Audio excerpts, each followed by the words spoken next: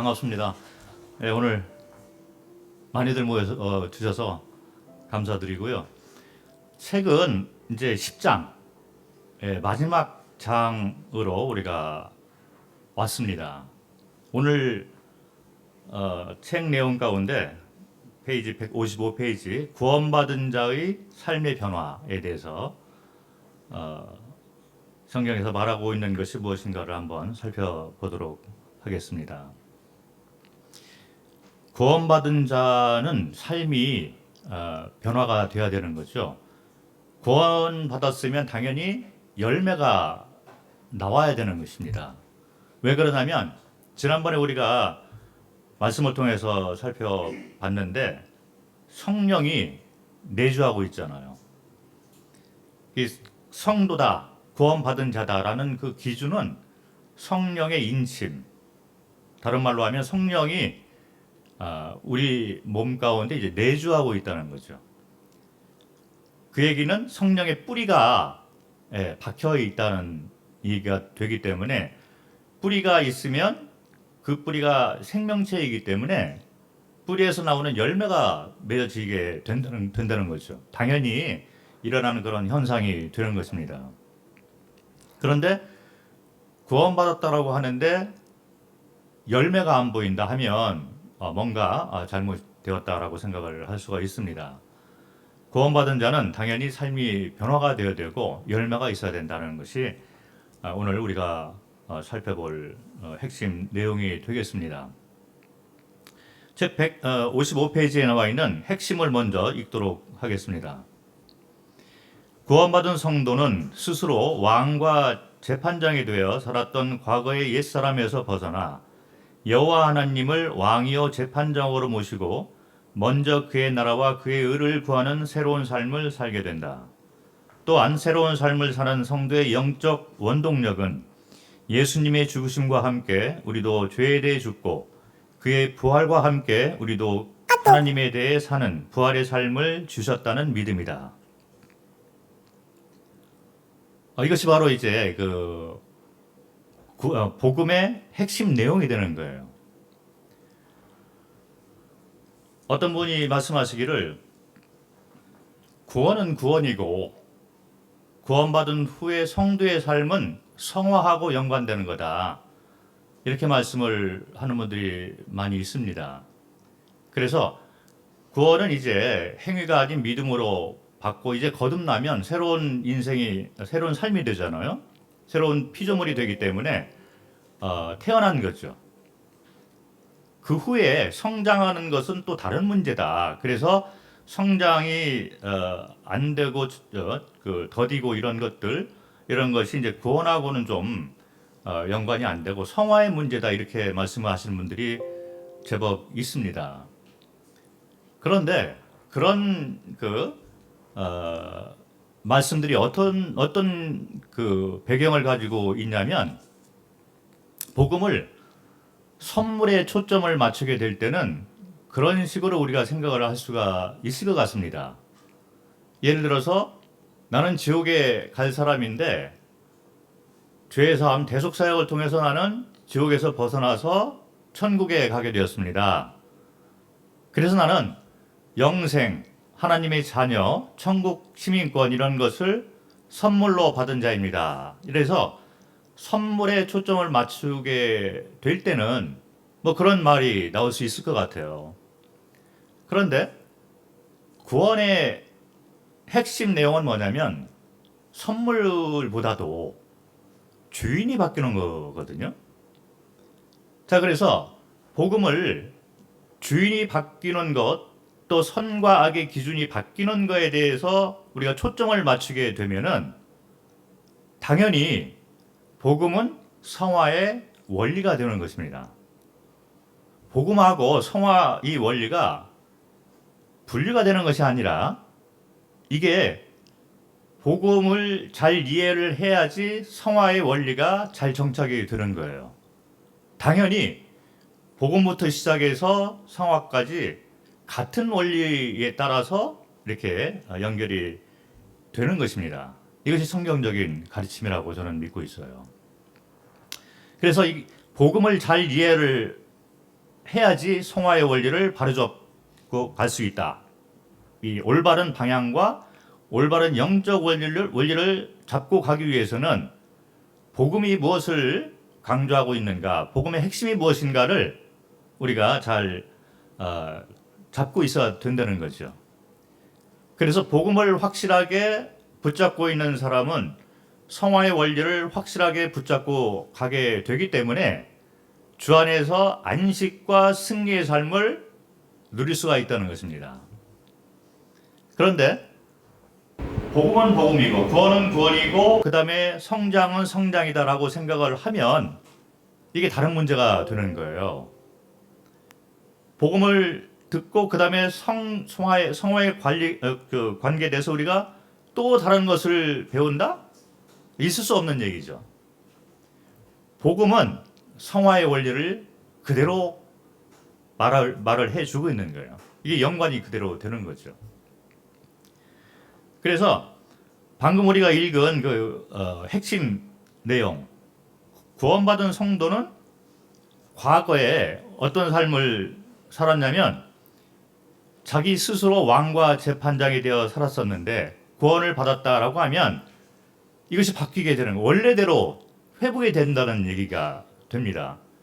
원래 우리의 왕, 주인, 재판장에게 다시 회복이 된다는 얘기잖아요. 구원받은 성도의 초점이 어디에 맞춰져야 되냐면 주인이 바뀌었다는 거에 맞춰져 있어야 돼요. 이것이 구원입니다. 복음은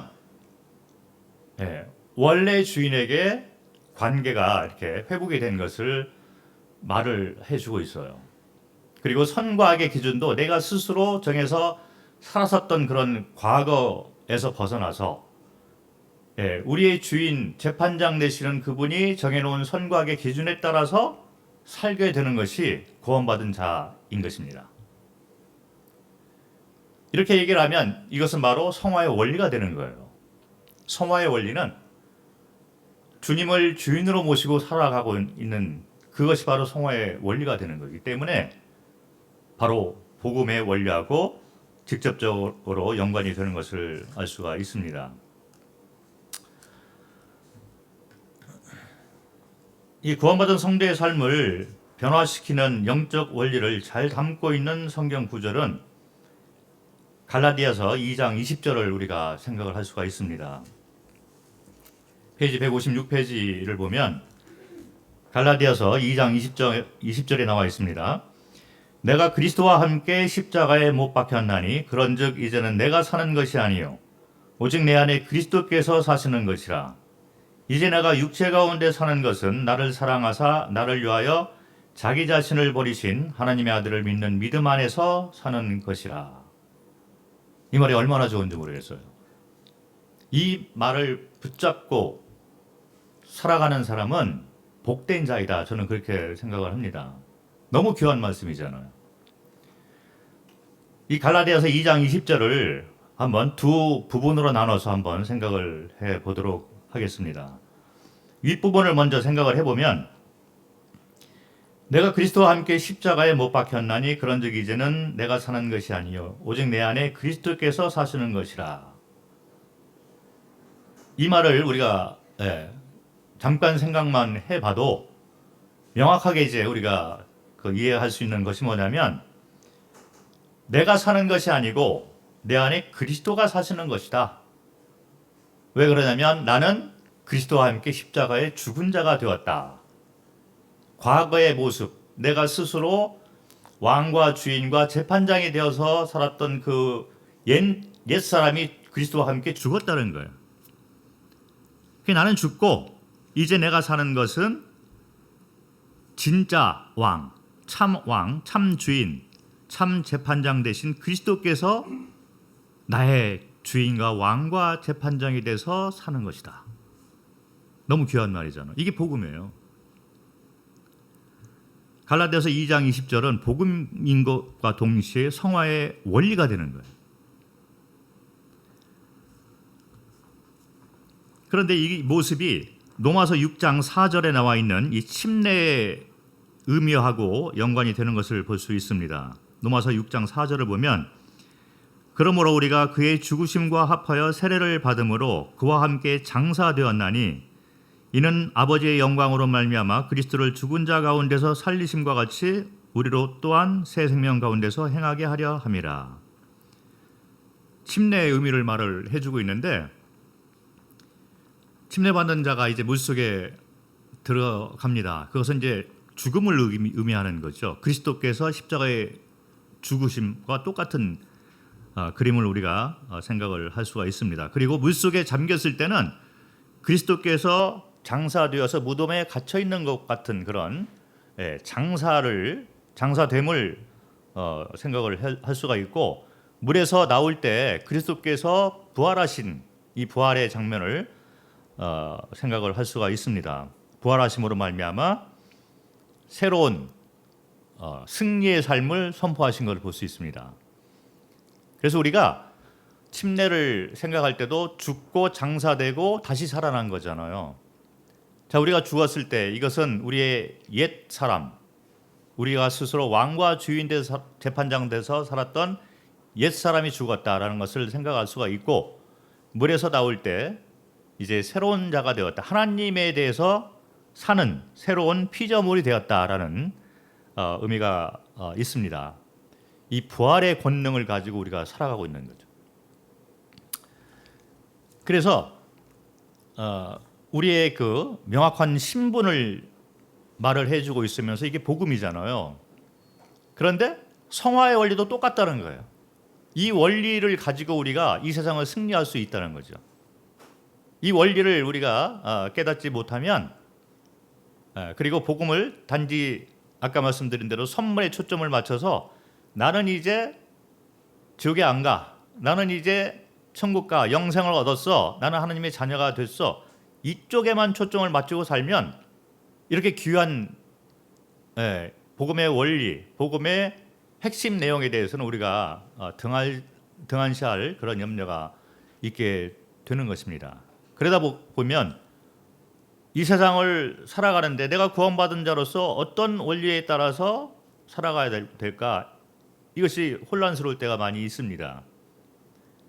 그래서 우리가 복음을 공부하는 그 이유도 이것이 우리가 복음을 전하는 데도 꼭 필요하죠. 그런데 이 복음이야말로 우리 삶을 안식과 승리로 이끌어주는 핵심 기반이 되기 때문에 복음을 우리가 명확하게 성경대로 이해하는 것이 너무나도 중요하다는 거죠. 자, 우리는 옛사람이 죽었습니다. 그리고 지금 우리가 이렇게 살아가고 있는 것은 진짜 왕, 주인, 재판장이 내 안에 들어와서 주인이 바뀌고 재판장이 바뀐 이 상태에서 살아가고 있다는 것을 이야기해 주고 있는 게, 이게 구원받은 자가 되는 것입니다. 그래서 이렇게 새로운 피조물로 하나님에 대해서 새롭게 태어난 자가 되었다는 것은 뭐냐면, 생각하는 것과 모든 가치관, 이 시각, 이런 것들이 다 바뀌었다는 거예요. 주인이 바뀌고 선과 악의 기준이 바뀌었기 때문에 이런 자들은 추구하는 것도 틀리고 생각하는 가치관도 틀리고 영적 시각, 이런 것이 다 바뀌게 됐다는 것입니다. 어떻게 바뀌게 되었냐면 157페이지 책 157페이지 밑에 부분에 보면 마태복음 6장 30절이 나오죠. 너희는 먼저 그의 나라와 그의 의를 구하라, 이런 말이 나와 있습니다. 구원받은 자는 이렇게 될 수밖에 없는 거예요. 왜냐하면 왕이 바뀌었잖아요. 왕이 바뀌었기 때문에 그의 나라를 구하는 자가 될 수밖에 없는 것입니다. 자, 이 그의 나라를 구한다는 것이 미래에 주님이 오시면 새로운 나라가 되겠죠. 그 미래를 바라보면서 우리가 그의 나라를 구한다, 이렇게 생각을 할 수도 있지만 더 현실적으로 우리가 생각을 해야 될 게 뭐냐면, 그의 나라를 구한다라는 것은 그분이 왕과 주인 돼서 나의 삶을 매 순간 이끌어가는 그것이 바로 그의 나라가 된다는 거예요. 지금 이 순간에도 우리는 그의 나라를 구하는 자로서 이 땅에서 살아가고 있다는 것입니다. 옛 모습을 보면 우리는 우리 스스로의 욕망, 욕심에 따라서 이 세상을 사탄이 이끄는 대로 우리가 살아갔던 자였습니다. 스스로 왕과 주인 되고 스스로 선과 악의 기준을 정해서 살았던 자들인데 왕과 재판장이 바뀌게 되니까 그분이 다스리는 그 삶으로 바뀌게 됐다는 거예요. 성도는 그분이 다스리는 나라를 구하면서 살아가는 자다. 그래서 이것은 복음인 것과 동시에 성화의 원리가 되는 것입니다. 그리고 그의 나라뿐만 아니라 그의 의를 구하는 자가 되었다. 이것은 참 재판장이 세워놓은 선과 악의 기준에 따라서 그분이 정해놓은 거룩한 것이 무엇일까? 이 거룩함을, 그 의를 구하는 자가 되었다는 거죠. 재판장이 바뀌었기 때문에 가치관과 보는 시각이 다 바뀌게 되는 거예요. 그래서 구원받은 자는 선과 악의 기준을 참 재판장이 정해놓으신 대로 찾아가게 되는데 그 정해놓은 것이 어디에서 나타나게 되냐면 성경 말씀에 나오게 되는 거죠. 그래서 구원받은 자의 특징 가운데 하나는 뭐냐면 말씀을 사모하게 된다는 거예요. 왜 그러냐면 이 세상이 추구하고 있는 선과 악의 기준은 참 재판장이 세워놓은 기준이 아니기 때문에 참 재판장이 세워놓은 선과 악의 기준을 하나님의 말씀을 통해서 찾게 된다는 거죠. 여러분들 경험이 있으신지 모르겠지만 저도 너무나 뚜렷한 기억을 가지고 있습니다. 구원받고 난 후에 누가 강요하지도 않았고 뭐 정해놓고 이것을 해라 이렇게 한 사람이 없었어요. 그런데 견딜 수가 없는 거예요. 말씀을 읽고 싶어서. 그리고 한번 말씀을 읽기 시작하면 멈출 수가 없는 그런 지경까지 가서 제가 간증을 했는지 모르지만 대학교 1학년 때 성적이 아주 그렇습니다. 더 이상 말을 하면 그런데 그 원인이 뭐였냐면 시험 때 말씀을 읽기 시작한 거예요. 아침에 도시락을 이제 2개를 싸가지고 도서관을 일찍 가서 자리를 잡아놓잖아요. 요즘도 그러는지 모르겠는데 대부분 이렇게 하는 사람들이 벼락치기를 하는 사람들이 그러잖아요.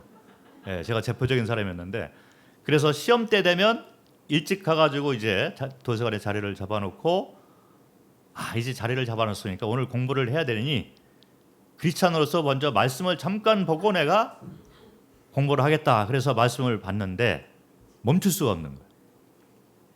그래서 오전 내내 말씀만 읽고 점심을 도시락을 까먹고 그 다음에 다시 자리에 와서 이제 공부를 하려고 하는 게 이 식곤증이 오잖아요. 식곤증에는 좋은 약이 신약과 구약이다. 그래서 이게 성경을 잠깐 읽고서 내가 공부를 하겠다 그랬는데 저녁까지 읽게 되고 저녁을 도시락을 까먹고 이왕 버린 몸 끝까지 성경만 읽다 가자. 그래서 제가 성경만 읽다가 집에 돌아간 그런 경험이 있는데 여러분들이 이렇게 하지 마시기 바랍니다. 평소에 읽으시면 돼요. 그런데 이게 구원받는 사람의 특징 가운데 하나다 이런 생각이 듭니다. 왜 그러냐면 선과 악의 기준이 바뀌었잖아요. 성경에서 말하는 선과 악의 기준, 거룩함, 의의 기준은 이런 거구나. 그래서 성경을 자꾸 보게 되는 이런 특징이 구원받은 자의 특징이 되는 것입니다. 이 복음을 확실하게 깨달은 자는 이렇게 삶 자체가 율법이 아니라 은혜 가운데 이렇게 흘러가게 될 수밖에 없다는 거죠. 그 정확한 복음을 우리가 깨닫는 것이 필요한 것 같습니다. 그래서 주인이 바뀌고 재판장이 바뀐 이 신분을 가지고 있는 자가 살아가는 목적과 방향이 확실하게 바뀌어 있어요. 그의 나라와 그의 의를 구하는 사람이 되었다는 거죠. 이것이 바로 갈라디아서 2장 20절 이 윗부분에 나와 있는 내 안에 그리스도께서 사시는 삶을 이야기를 해주고 있다는 것입니다. 그리고 갈라디아서 2장 20절 그 밑부분을 이어서 보겠습니다. 페이지 158페이지에 나와 있는데, 이제 내가 육체 가운데 사는 것은 나를 사랑하사 나를 위하여 자기 자신을 버리신 하나님의 아들을 믿는 믿음 안에서 사는 것이라. 우리가 주인이 바뀌고 재판장이 바뀌고 또 삶의 목적 방향도 그의 나라와 그의 의를 구하는 사람이 되었는데, 그렇게만 살아간다면, 또 그런 신분을 가지고 그런 목적을 향해서 계속 가는 자라면 문제가 없겠습니다.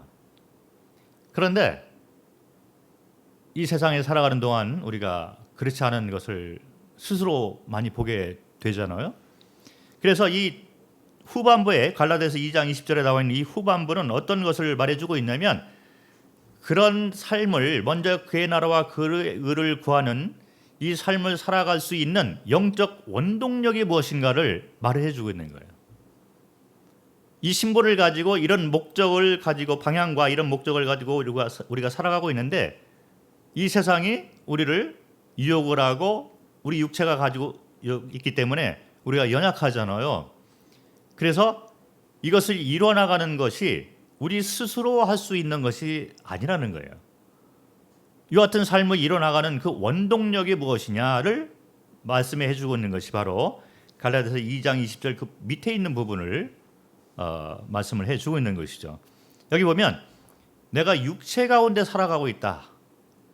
아직 우리는 완전하게 구원받은 자가 아니라는 것입니다. 그 얘기는 뭐냐면, 주님이 아직 안 오셨기 때문에 우리가 이 땅에 아직 살아가고 있으면서 우리는 아직도 육체를 가지고 살아가고 있다는 거죠.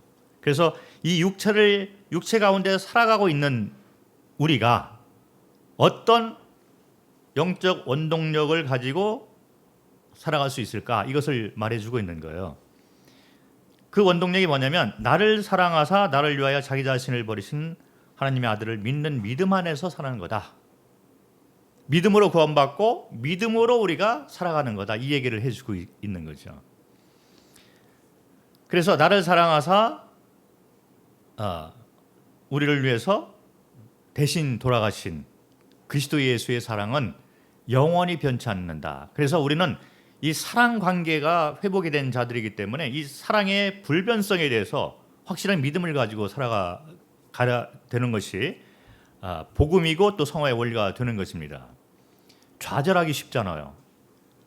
우리가 주인이 바뀌고 재판장이 바뀌었기 때문에, 그리고 우리 목적, 삶의 방향이 확실하게 바뀌었기 때문에 그의 나라와 그의 의를 추구하면서 살아가고 그런 자가 돼야 되는 것이 당연한데, 우리는 수시로 좌절하고 연약하고 게으르고 이런 모습들을 보이고 있습니다.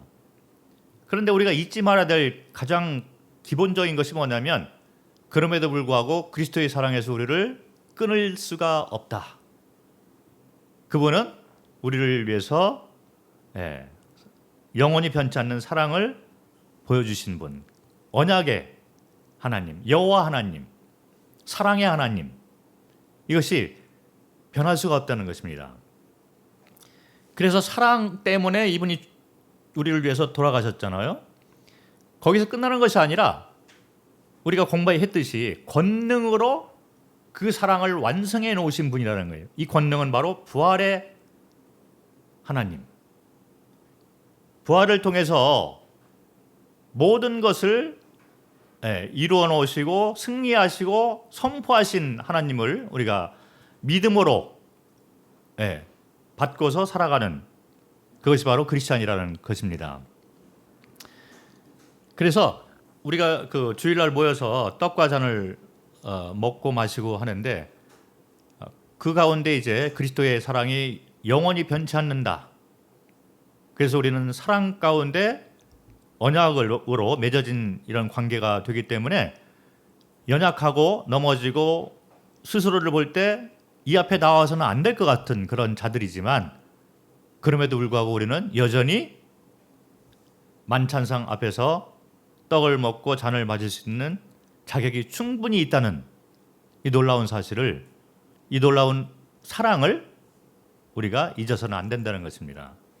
이 믿음을 가지고 우리는 이 세상에서 안식과 승리를 누릴 수 있는 거예요. 거기서 끝나는 것이 아니라 그리스도께서 모든 것을 이겨내시고 승리하신 그 부활의 권능을 우리에게 똑같이 주었다는 것입니다. 로마서 6장 10절과 11절을 보면 그가 죽으심은 죄에 대하여 단번에 죽으시며 그가 살아계심은 하나님께 대하여 살아계심이니 이와 같이 너희도 너희 자신을 죄에 대하여는 죽은 자요 그리스도 예수 안에서 하나님께 대하여는 살아있는 자로 여길지어다. 어떤 분이 말씀하시기를 이 죄를 이기기 위해서 우리가 우리의 의지와 우리의 어떤 능력 이런 것을 통해서 이 죄를 이기려고 한다는 겁니다. 그런데 죄에 대해 우리가 이미 죽은 자다. 이렇게 이런 믿음을 가질 필요가 있다는 말을 해준 것을 제가 들은 적이 있습니다.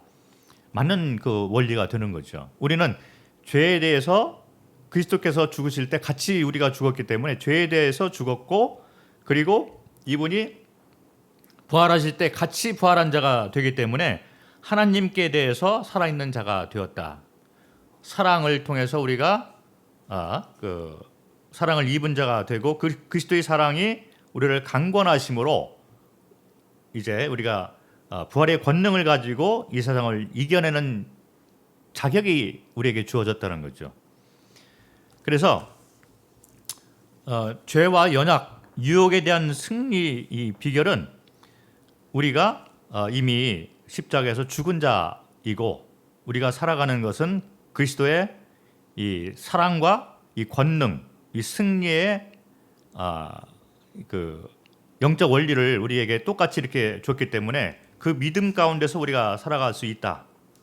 그것을 우리가 생각을 해보면 될 것 같습니다. 이것이 좀 이해가 안 될 것 같은데 성경은 이런 원리를 여러 가지 다른 방법으로 이렇게 표현을 해주고 있어요. 그러면서 우리가 이 말이 무엇인가를 확실하게 잡고 살아가도록 돕고 있는 것을 볼 수 있습니다.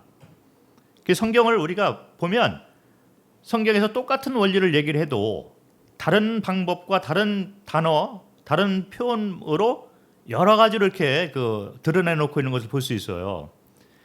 여기 아까 내가 육체 가운데 사는 것은 나를 사랑하사 나를 위하여 자기 자신을 버리신 하나님의 아들을 믿는 믿음 안에서 사는 것이다. 이 말이 어떤 말인가를 다른 표현으로 이렇게 드러내는 것을 한번 보도록 하겠습니다. 책에 나와 있는 요한복음 15장 4절과 5절을 보겠습니다. 페이지 160페이지인데요.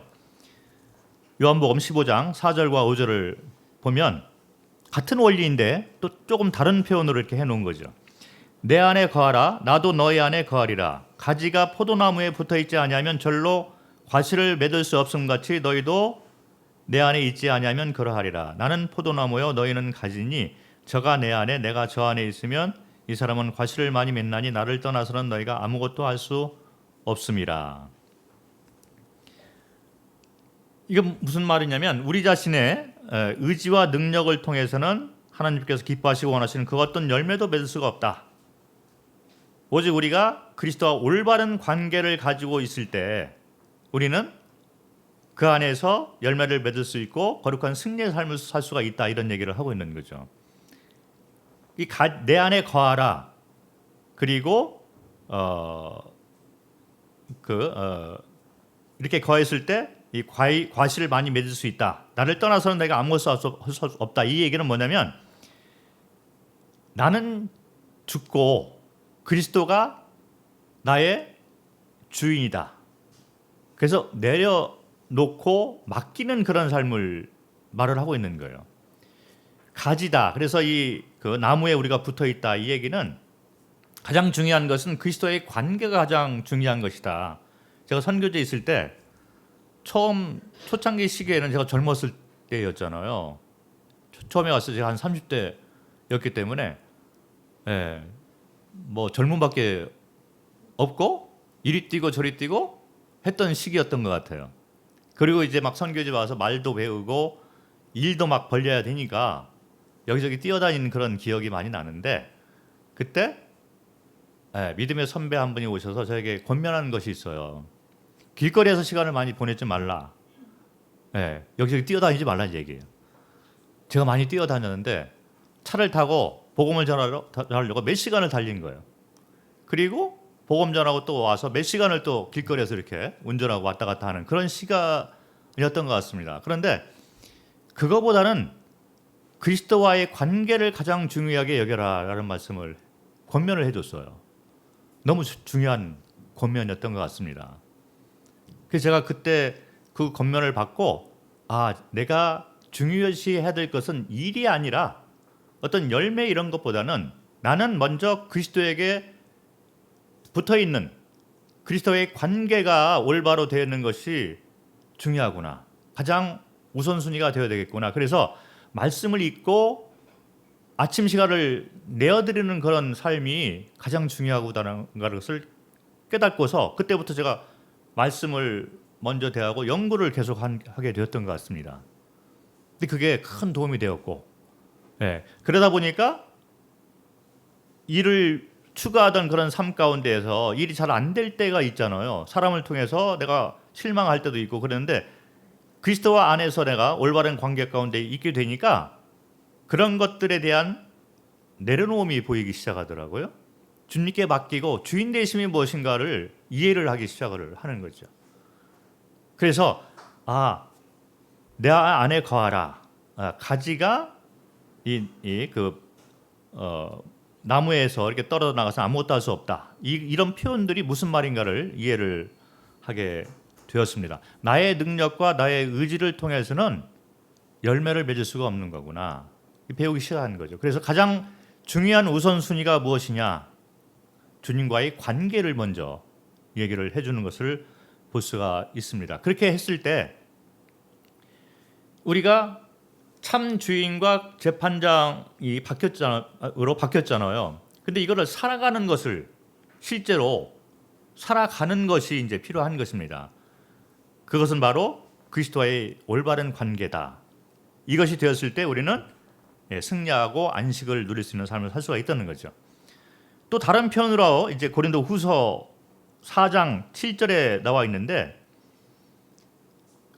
고린도후서 4장 7절을 보면 우리가 이 보배를 질그릇에 가졌으니 이는 능력의 심히 큰 것이 하나님께 있고 우리에게 있지 아니함을 알게 하려 함이라.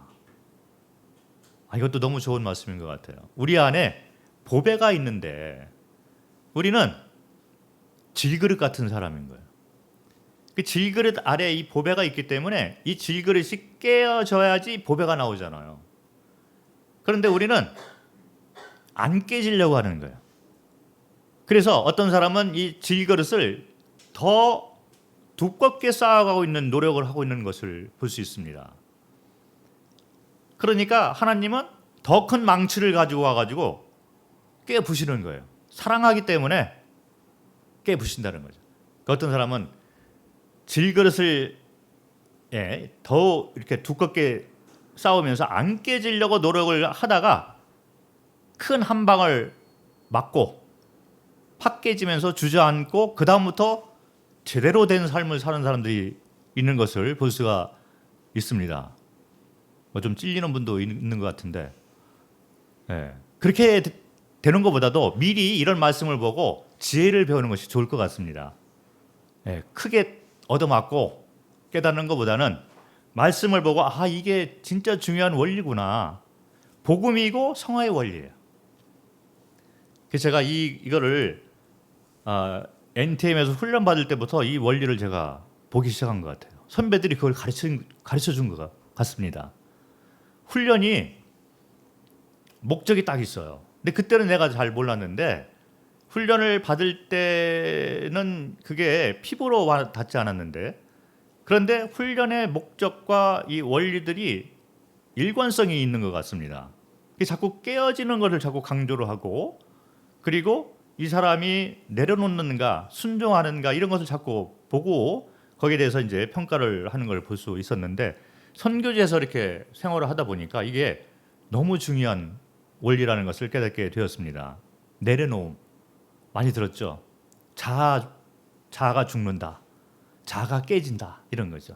질그릇이 깨어져야지 이 보배가 나오게 되는 거예요. 이게 바로 무슨 말이냐면 주인이 바뀌었다라는 얘기가 되는 거예요. 우리는 안 깨지려고 하는 거예요. 그리고 스스로 내가 아직도 주인 돼서 살아가려고 하는 경향이 있습니다. 질그릇을 두껍게 쌓으려고 하는 경향이 있다는 거예요. 복음은 뭐냐면 주인이 바뀐 거잖아요. 그런데 구원받은 성도가 구원받았다라고 하는데 여전히 자기가 주인 돼서 살아가고 있는 거예요. 자, 그러면 반대로 가고 있잖아요. 그러니까 진짜 주인이 질그릇을 깨트리기 위해서 더 큰 망치를 사용할 수밖에 없다는 거죠. 제가 태국에서 수양회를 할 때 이 주제를 가지고 몇 년 동안을 반복해서 했던 기억이 납니다. 수양회가 이제 시작될 때 오프닝 세레모니가 있는데 그때 이런 큰 그릇 안에다가 성경책을 집어넣었어요. 그리고 성도들이 다 모였을 때 오프닝 세레모니를 하겠습니다 해놓고 제가 큰 망치를 가지고 그릇을 빵 깨트리는 거예요. 그리고 이번 수양회 때 우리가 배울 것은 이것입니다. 질그릇이 깨어져야지 그 안에 있는 보배가 나오는 것입니다. 자아 깨짐, 내려놓음. 이것을 이번 수양회에서 배웠으면 좋겠습니다. 평생 배우는 교훈이에요. 우리는 스스로 주인 돼서 살아갈 수가 없는 것이죠. 스스로 선과의 기준을 정해서 준행하고 거기에 따라서 권세를 가지고 살아가고자 하는 그런 재판장이 될 수가 없다는 거예요. 우리 주인은 따로 있습니다. 진짜 주인이 있는 거죠. 진짜 재판장이 있는 것입니다.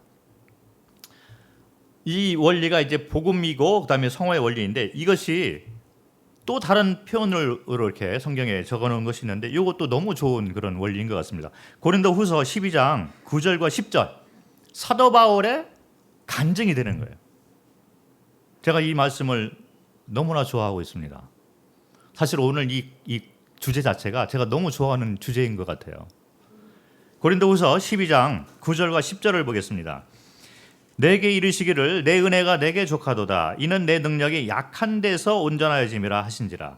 이러므로 도리어 크게 기뻐함으로 나의 여러 약한 것들에 대하여 자랑하리니 이는 그리스도의 능력으로 내게 머물게 하려 함이라.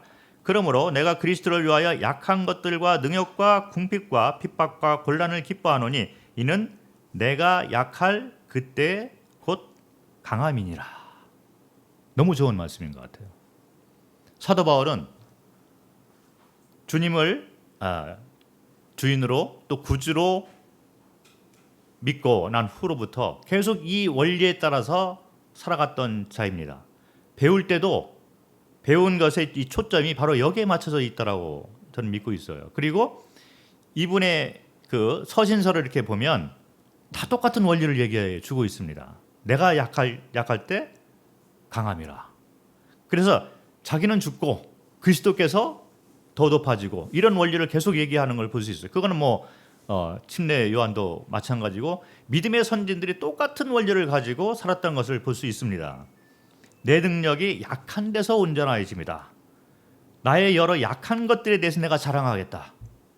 그리고 내가 약할 그때 곧 강함이라. 이게 바로 크리스찬들의 매력 포인트가 되는 거예요. 복음은 이것입니다. 나는 죽고 그리스도가 나오고 주인이 바뀌고 그의 나라와 그의 의를 우리가 쫓아가는 삶. 이게 복음이잖아요. 단지 선물만 자꾸 얘기를 하고 이게 복음이 아닌 거예요. 그건 당연히 우리가 받는 선물이 되는 것입니다. 감사하지요. 그러나 복음의 핵심은 주인과 재판장이 바뀌고 우리 삶이 이 원리에 따라서 살아가는 이것이 바로 복음이고 성화의 원리가 되는 것입니다. 이렇게 살아가는 사람을 보면 그 사람은 거인이 되어 있는 걸 볼 수 있어요. 여러분들 가운데 혹시 그런 경험이 있는지 모르겠는데 같은 성도인데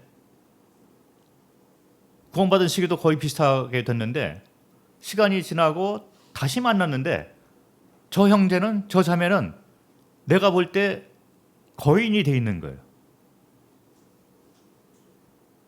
나는 외소한 자가 되어 있는데 저 사람은 무슨 삶을 살았길래 몇 년 후에 내가 다시 보니 내 눈에 영적 거인이 되어 있다.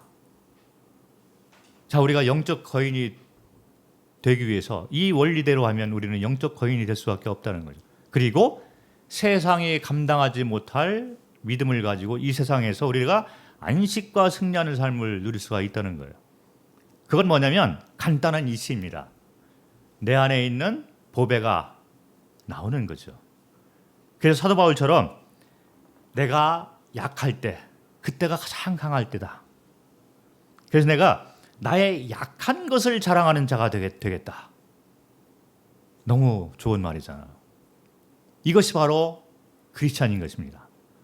크리스찬은 교만한 자가 아니고, 자기를 드러내는 자가 아니고, 자기가 영광을 취하는 자가 아니고, 이런 것들은 다 세상 사람들이 가는 방향인 것이죠. 우리는 그 반대로 가는 자가 되는데, 이것이야말로 세상에 감당하지 못할 믿음이라는 것입니다. 말씀을 요약을 하겠습니다. 우리가 천국 가는 것을 주님이 다시 오시면 우리가 그곳으로 가겠죠. 그런데 더 중요한 것, 더 우리가 초점을 맞추고 있어야 될 것이 뭐냐면 우리는 참 주인과 재판장과의 관계가 회복된 자들이다.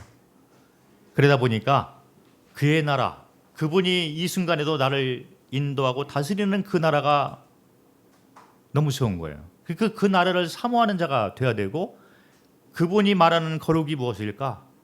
말씀을 통해서 내가 사모하는, 그걸 알기 위해서 사모하는 자가 돼야 된다는 거죠. 그런데 나를 보니까 내가 이것을 이뤄낼 수가 없는 거예요. 이 세상 살아가는 것이 너무 힘들고 어렵습니다. 좌절하고 게을러지고 연약한 모습을 우리가 보게 되는데, 이때 영적 원동력, 안식과 승리를 누릴 수 있는 영적 원동력이 뭐냐면 그리스도의 관계가 우선순위가, 그리스도와의 관계가 우선순위가 되어야 되고, 내 안에 있는 보배가 나오기 위해서 나는 깨어져야 되고, 나는 죽고 그리스도께서 내 삶을 인도하는 것이 매 순간 일어나야 된다는 거죠. 그래서 나는 약한 것을, 나의 약함을 자랑으로 여기는 자가 되고, 그리고 내가 약할 때가 가장 강할 때가 된다는 이 놀라운 영적 원리대로 살아가는, 이것이 바로 우리가 붙잡고 가야 될 가장 중요한 복음의 포인트이고 성화의 포인트가 된다는 것입니다. 그래서 천국에 가서도 이 원리가 계속 될 수밖에 없는 거예요. 그리스도의 관계가 그대로 유지가 되는 것이 천국이라는 거죠. 우리가 이 땅에 살 때는 이 모습으로 살고 천국에 가면 또 다른 모습으로 산다? 아닌 것 같습니다. 이 땅에서 살아가는 모습과 천국에서 살아가는 그 영적 원리는 동일한 거가 되는 거죠. 그분이 나의 주인. 이것이 이 땅에 살아가는 원동력이 되는데, 이 원동력을 가지고 살다 보니 천국에서 똑같은 원리를 가지고 우리가 영원히 살게 되는 거예요. 그분이 나의 주인이다. 이게 복음이죠. 그리고 그것이 우리가 주님 오실 때까지, 그리고 주님 오신 후에도 계속 붙잡고 가야 될 영적 원리가 되는 것입니다. 오늘 말씀을 여기까지 하도록 하겠습니다. 감사합니다.